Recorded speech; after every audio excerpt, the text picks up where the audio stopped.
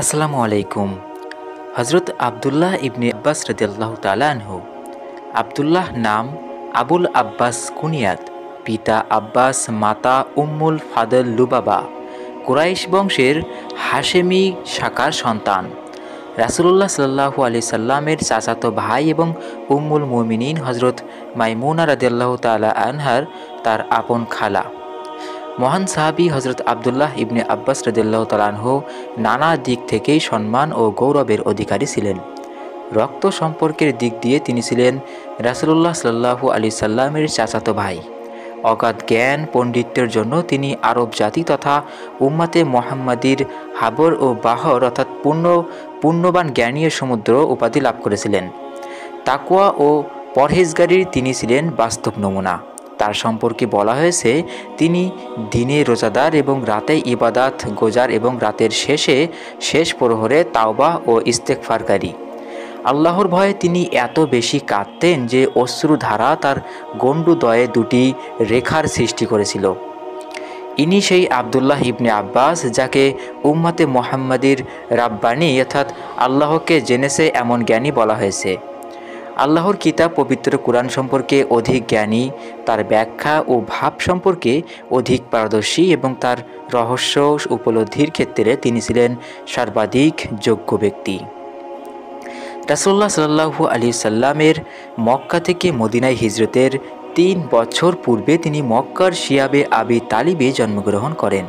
কুরাইশরা তার গোত্র বনু হাশিমকে বয়কট করার কারণে তারা তখন শিয়াবে আবি তালিবে জীবনযাপন করছিল। রাসূলুল্লাহ সাল্লাল্লাহু আলাইহি সাল্লামের ওফাতের সময় তিনি ১৩ বছরের একজন কিশোর মাত্র। এতদা সত্ত্বেও তিনি রাসূলুল্লাহ সাল্লাল্লাহু আলাইহি সাল্লামের ১৬৬০টি বাণী হাদিস স্মৃতিতে সংরক্ষণ করে মুসলিম জাতির বিশেষ কল্যাণ সাধন করেন। সহিহুল বুখারী ও সহিহ মুসলিমে যার অনেকগুলি বর্ণিত হয়েছে। হজরত আবদুল্লাহ পিতা হজরত আব্বাস দৃশ্যত মক্কা বিজয়ের অল্প কিছুদিন পূর্বে হিজরি অষ্টম সনে ইসলাম গ্রহণ করেন। ইবনে সাদের বর্ণনা মতে উম্মুল মুমিনিন হজরত খাদিজার পর উম্মুল ফাদলি মহিলাদের মধ্যে সর্বপ্রথম ঈমান আনেন। তাই হজরত আবদুল্লাহ জন্মের পর থেকেই তাওহীদের পরিবেশে বেড়ে ওঠেন এবং বুদ্ধি বিবেক হওয়ার পর এক মজবুত ঈমানের অধিকারী মুসলমান হিসেবে আত্মপ্রকাশ করেন। তার মা প্রখ্যাত সাহাবিয়া উম্মুল ফাদল লুবাবা বিনতুল হারিস আল হিলালিয়া আবদুল্লাহ ভূমিষ্ঠ হওয়ার পর তাকে কোলে করে রাসূলুল্লাহ সাল্লাল্লাহু আলাইহি সাল্লামের নিকট নিয়ে যায়। রাসূল সাল্লাল্লাহু আলাইহি সাল্লাম নিজের পবিত্র মুখ থেকে একটু থুথু নিয়ে শিশু আবদুল্লাহর মুখে দিয়ে তার তাহনিক করেন। এভাবে তার পেটে পার্থিব কোনো বস্তু প্রবেশের পূর্বেই রাসূল পাকের পবিত্র কল্যাণময় থুথু প্রবিষ্ট হয়, আর সেই সাথে প্রবেশ করে তাকওয়া ও হিকমা। তার পিতা হজরত আব্বাস হিজরি অষ্টম সনে মক্কা বিজয়ের অল্প কিছুদিন পূর্বে সপরিবারে মদিনায় হিজরত করেন। আবদুল্লাহর বয়স তখন ১১ বছরের বেশি হবে না, কিন্তু তখনও তিনি অধিকাংশ সময় রাসূলুল্লাহ সাল্লাল্লাহু আলাইহি সাল্লামের সাহচর্যে কাটাতেন। একবার বাড়ি ফিরে এসে তিনি বর্ণনা করেন, আমি রাসূলুল্লাহ সাল্লাল্লাহু আলাইহি সাল্লামের নিকট এমন এক ব্যক্তিকে দেখেছি যাকে আমি চিনি না।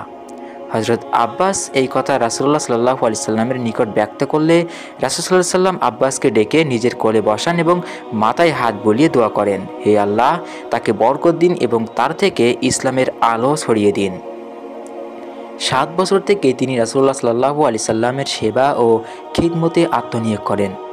উজুর প্রয়োজন হলে তিনি পানির ব্যবস্থা করতেন, নামাজে দাঁড়ালে তার পিছনে দাঁড়িয়ে ইক্তেদা করতেন এবং সফরে রওনা হলে তিনি তার বাহনের পিছনে আরোহণ করে তার সফর সঙ্গী হতেন। এভাবে ছায়ার ন্যায় তিনি তাকে অনুসরণ করতেন এবং নিজের মধ্যে সর্বদা বহন করে নিয়ে বেড়াতেন একটি সজাগ অন্তঃকরণ, পরিচ্ছন্ন মস্তিষ্ক এবং আধুনিক যুগের যাবতীয় রেকর্ডিং যন্ত্রপাতি থেকে অধিক শক্তিশালী একটি স্মৃতিশক্তি। হজরত আবদুল্লাহ যদিও স্বভাবগতভাবেই ছিলেন শান্তশিষ্ট, বুদ্ধিমান ও চালাক, তবুও তিনি জীবনের যে অধ্যায়ে রাসূলুল্লাহ সাল্লাল্লাহু আলাইহি সাল্লামের সাহচর্য লাভের সুযোগ লাভ করেন, মূলত সেই বিষয়টি মানুষের জীবনের খেলাধুলার সময়। তিনি স্মৃতিচারণ করেছেন, আমি অন্য ছেলেদের সাথে গলিতে রাস্তাঘাটে খেলা করতাম। একদিন পিছনের দিক থেকে রাসূলুল্লাহ সাল্লাল্লাহু আলাইহি সাল্লামকে আসতে দেখলাম। আমি তাড়াতাড়ি একটি বাড়ির দরজার আড়ালে দিয়ে পালালাম, কিন্তু তিনি আমাকে ধরে ফেললেন।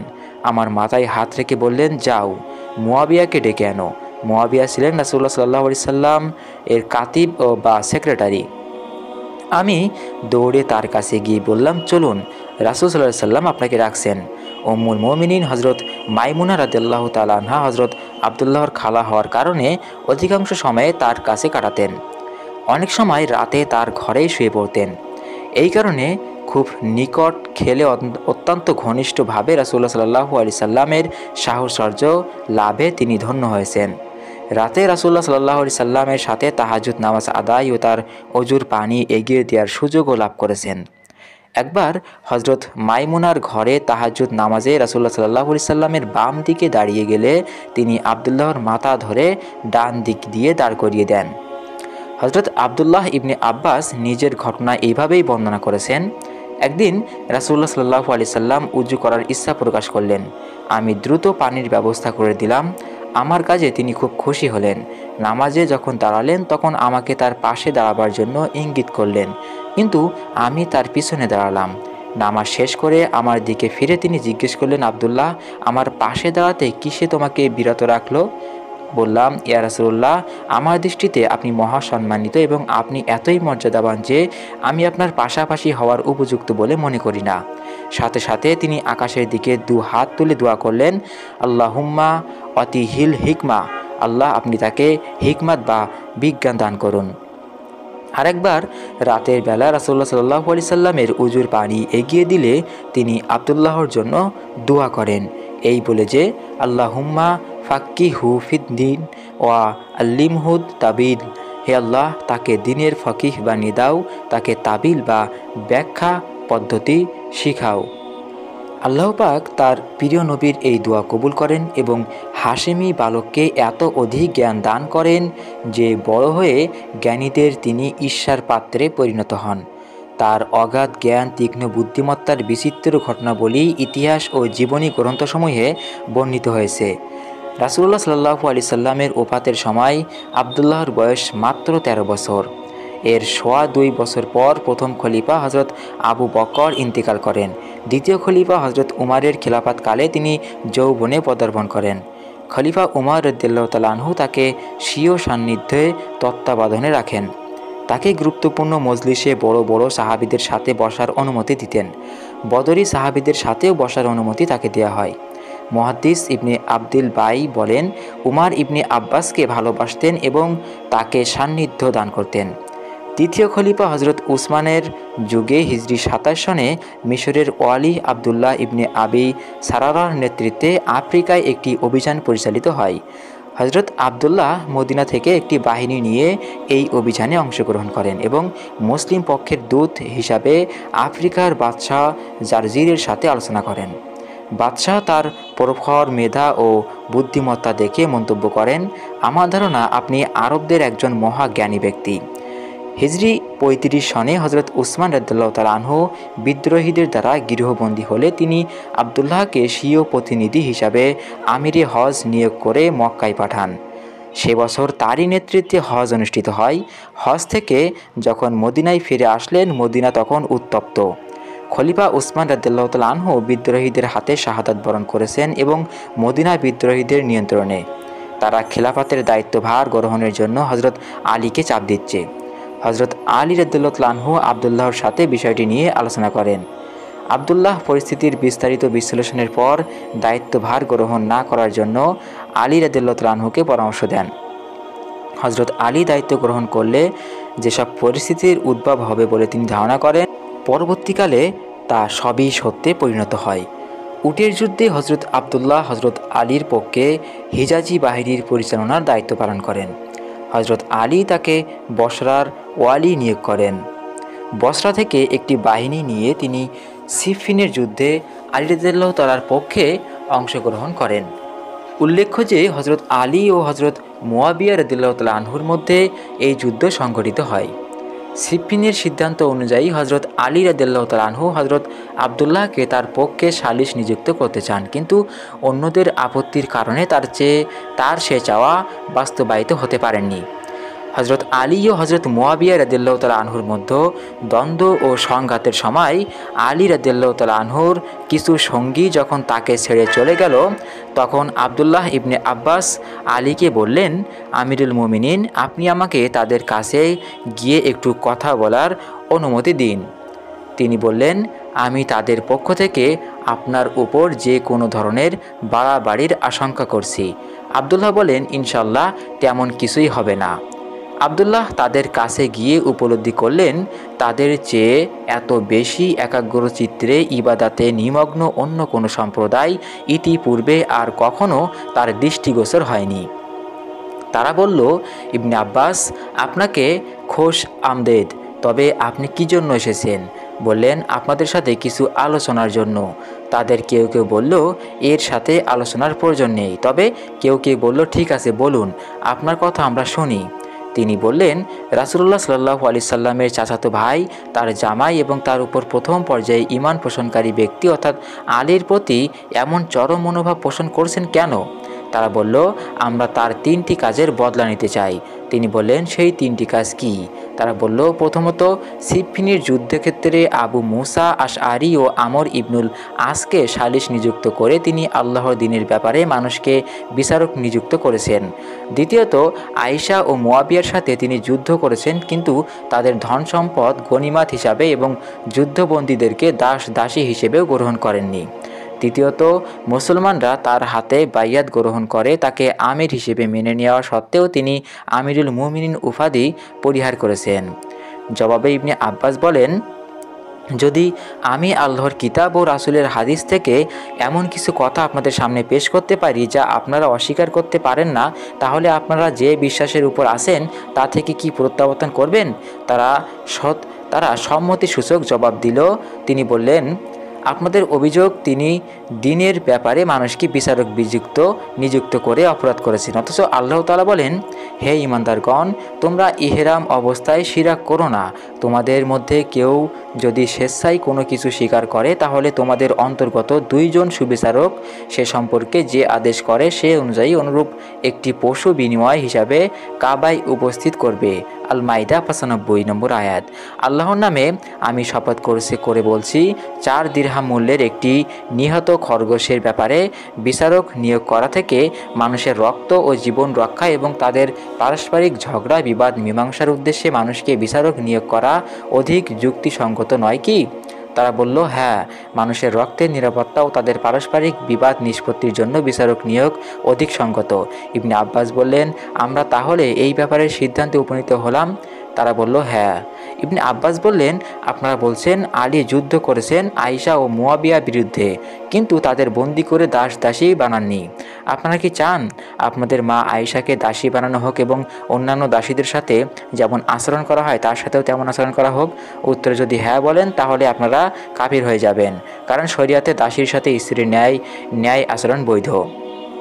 আর যদি বলেন আয়েশা আমাদের মা নন, তাহলেও আপনারা কাফির হবেন, কারণ আল্লাহ বলেন, নবী মুমিনদের উপর তাদের নিজেদের অপেক্ষা অধিকতর স্নেহশীল এবং তার সহধর্মিণীগণ তাদের জননী। সূরা আল আহজাব 36।